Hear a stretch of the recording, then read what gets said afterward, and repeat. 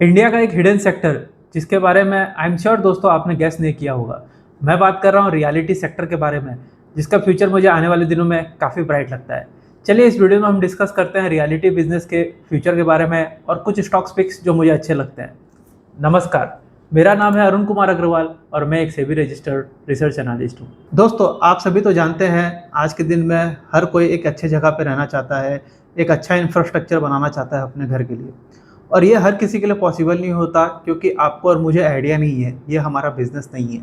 इसलिए आज के दिन में बड़े बड़े बिल्डर्स अच्छे अच्छे फ्लैट बनाते हैं, अच्छे अच्छे बंगलो बनाते हैं, जिसके अंदर बहुत सारी एम्यूनिटीज़ होती है और सेफ्टी भी होती है फैमिली के लिए।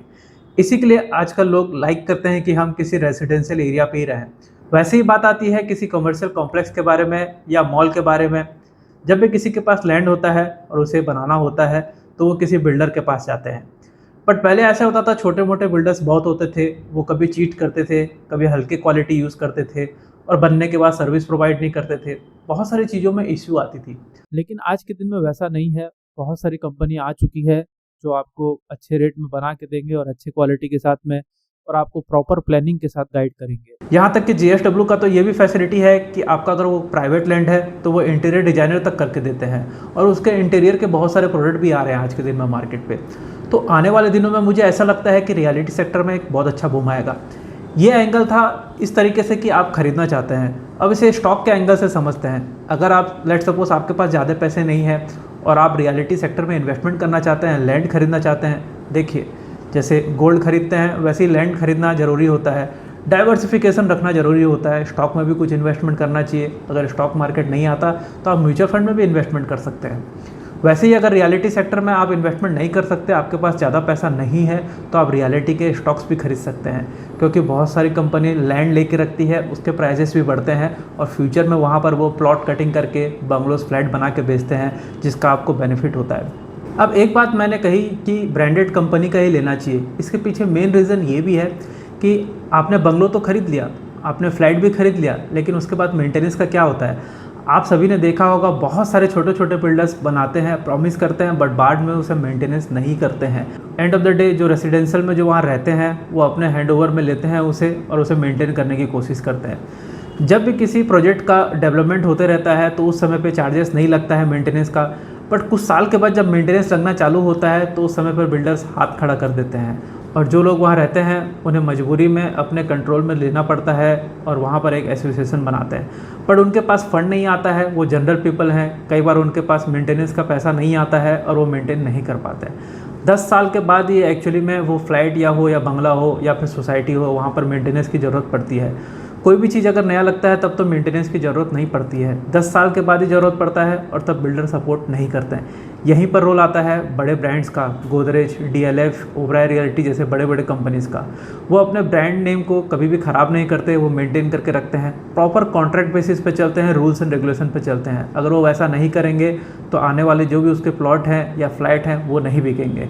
एक और चीज़ समझने वाली बात यह है कि आपको ये चीज़ भी चेक करना ज़रूरी है किसी स्टॉक्स को खरीदने से पहले कि उस स्टॉक्स में क्या डेवलपमेंट चल रहा है। लेट सपोज बहुत सारे बड़े बड़े कंपनी है, उनके पास एक लिमिटेड लैंड होता है, उसके बाद उनके पास कोई लैंड नहीं होता है, तो उस शेयर में कोई डेवलपमेंट नहीं होता है। एज्यूम कर लीजिए कि आपके पास कुछ 1 एकड़ की ज़मीन थी एक एरिया पे, आपने वहाँ पर बहुत सारे बंगलो और फ्लैट बनाए, उसके बाद आपकी लैंड ख़त्म हो गई। अब आपके पास कोई भी प्रॉपर्टी नहीं है जहाँ पर आप डेवलपमेंट करेंगे, तो उस शेयर का अब उस कंपनी का डेवलपमेंट बंद हो जाता है। बस लिमिटेड लैंड तक ही वो लिमिट रहते हैं। लेकिन अगर आप बड़े बड़े कंपनी का शेयर देखेंगे, डीएलएफ हो गए, गोदरेज हो गए, ओबराय रियलिटी हो गए, और भी आपको कंपनी से बताऊंगा, लार्ज कैप, मिड कैप और स्मॉल कैप, वो अलग अलग सिटीज़ में जाके लैंड को एक्वायर करते हैं पहले, और उसके बाद वहाँ पर डेवलपमेंट करते हैं। ये प्रोसेस चलते रहता है। ऐसा नहीं है कि जो लैंड वो ओन करते हैं उसमें बनाने के बाद उसकी कहानी ख़त्म हो जाती है। तो चलिए मैं आपको पहले रियलिटी सेक्टर का इंडेक्स शो करता हूँ कि इंडेक्स को देख के क्या लगता है। जैसे आप यहाँ पर रियलिटी सेक्टर का इंडेक्स देख सकते हैं, मैं आपको वीकली शो करता हूँ। जब ये यहाँ पर लिस्टिंग हुई थी उसके बाद ये फॉल आया था। ये तो फॉल हम सभी जानते हैं कि ये 2008 का फॉल था, 8-9 के तरफ का ये फॉल था। उसके बाद एक तेज़ी आई, फिर ये इसके बाद इतना तेज़ी आई ही नहीं। आप देख सकते हैं 2016 तक इसमें गिरावट ही थी। फिर उसके बाद एक पुल बैक आया, अप्स एंड डाउन था, लेकिन लगभग एक कंसोलिडेशन फेज़ पे ही था।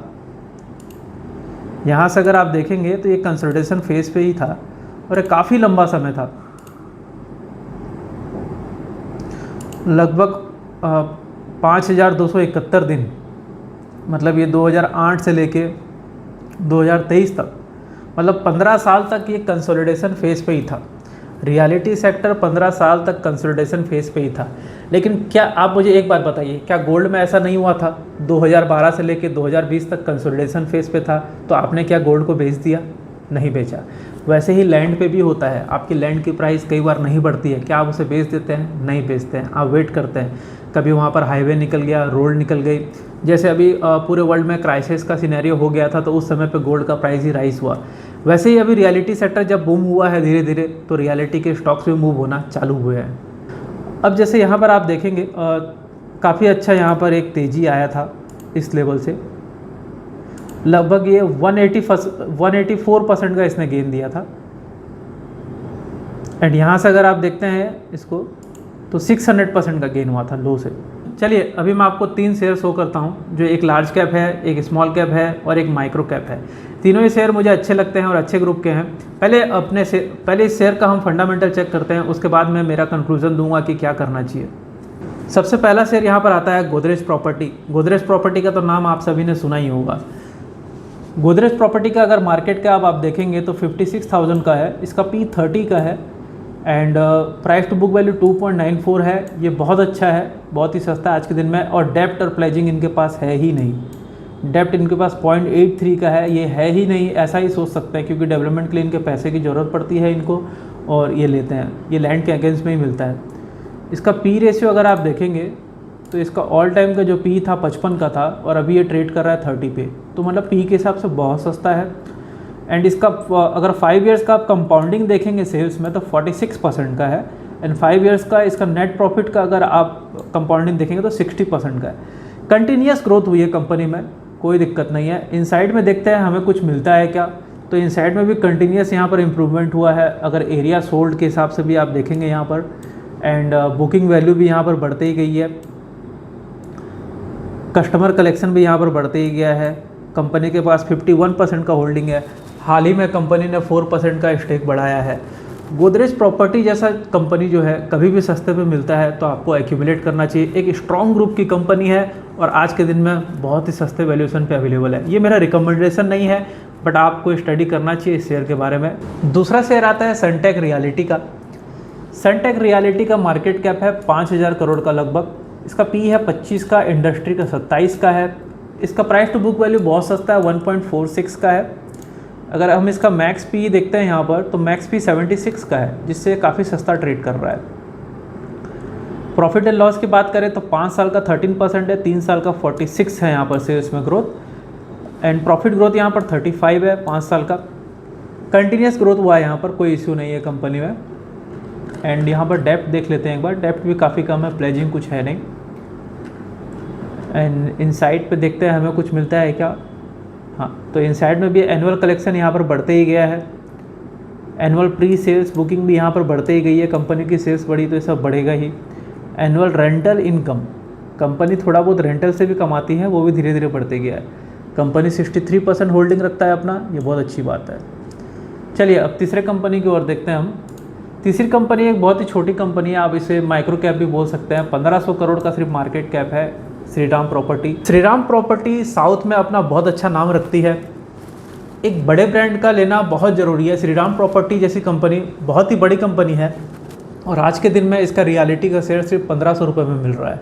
मुझे लगता है आने वाले दिनों में काफ़ी डेवलप होगा। इवन वेस्ट बंगाल में भी इनका काफ़ी एक्सपेंशन का प्लान था और अभी बीजेपी के आने के बाद हो सकता है इसमें एक बूस्टअप मिले। इसका P है सिर्फ 22 का, इंडस्ट्री का 27 का है। डेप्ट नेग्लिजिबल है, प्लेजिंग कुछ भी नहीं है, बहुत अच्छी बात है। प्राइस टू बुक वैल्यू 1.16 है। P ratio, medium P ratio हम देखते हैं यहाँ पर तो 21 का है मैक्स में, जो कि आज ट्रेड कर रहा है 22 पे, तो लगभग फेयर वैल्यू पे ही है PE के हिसाब से। बट कंपनी अभी न्यूली डेवलप हो रही है। 3 साल में आप देखेंगे 24% का सेल्स में ग्रोथ हुआ है कंपाउंड पे, 5 साल पे सिर्फ 8% का। 5 इयर्स में नेट प्रॉफिट में आप देखेंगे यहाँ पर 23% का ग्रोथ हुआ है एंड 3 इयर्स में 100% का। श्रीराम प्रॉपर्टी आज के दिन में बहुत ही छोटी कंपनी है, ये अभी डेवलपमेंट स्टेज पे है। अगर आप सनटेक रियलिटी और गोदरेज प्रॉपर्टी को देखेंगे तो वो ऑलरेडी एस्टैब्लिश हो चुके हैं, बट श्रीराम प्रॉपर्टी अभी एस्टैब्लिश नहीं हुई है। इसके लिए इसमें सेल्स में कभी ग्रोथ आता है, कभी नहीं आता है। एक और चीज़ रियलिटी सेक्टर में ये है कि प्रोजेक्ट बेसिस पे होता है। ऐसा ज़रूरी नहीं है कि इस क्वार्टर में कोई प्रोजेक्ट कंप्लीट हुआ होगा जिसके लिए बुकिंग आई होगी, तो कई बार सालों तक इसमें सेल्स शो नहीं होता है। अब एक और चीज़ इसमें सोचने वाली बात यह है कि रियलिटी सेक्टर सिक्लिकल सेक्टर है, यहाँ पर कभी बूम आता है, कभी पर डाउन आता है। तो कभी भी आप इस स्टॉक्स को लेते हैं तो आप ये चीज़ ज़रूर चेक करें कि अभी स्टॉक किस ट्रेंड पे है। एक लंबे कंसोलिडेशन के बाद इस शेयर में कभी पंप आता है, फिर उसके बाद एक लंबे समय तक इसमें एक कंसोलिडेशन फेस आ जाता है। चलिए एंड में मैं आपको एक मेरा कंक्लूजन देता हूँ, ये टोटली मेरा पॉइंट ऑफ व्यू है। आप क्या करेंगे अपने पोर्टफोलियो पे अपने फाइनेंशियल एडवाइजर से ज़रूर पूछिए।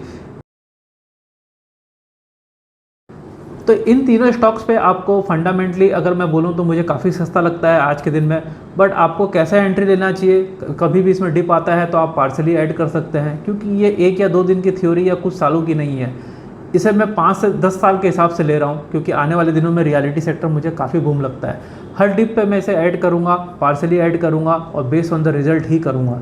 अगर कभी भी मुझे कंपनी के प्लान में चेंज लगता है या गुडविल में कोई भी इशू लगता है तो मैं इससे एग्जिट कर जाऊँगा। ये मेरा सोचना है। बाकी इन सब स्टॉक्स के बारे में आप क्या सोचते हैं, या किसी और रियलिटी स्टॉक के बारे में आप स्टॉक एनालिसिस करना चाहते हैं तो नीचे कमेंट पे लिखिए, मैं उसे आंसर करने की पूरी कोशिश करूँगा। और अगर आपको ऐसे वीडियोस पसंद आते हैं तो मेरे चैनल को सब्सक्राइब कीजिए। वीडियो देखने के लिए धन्यवाद।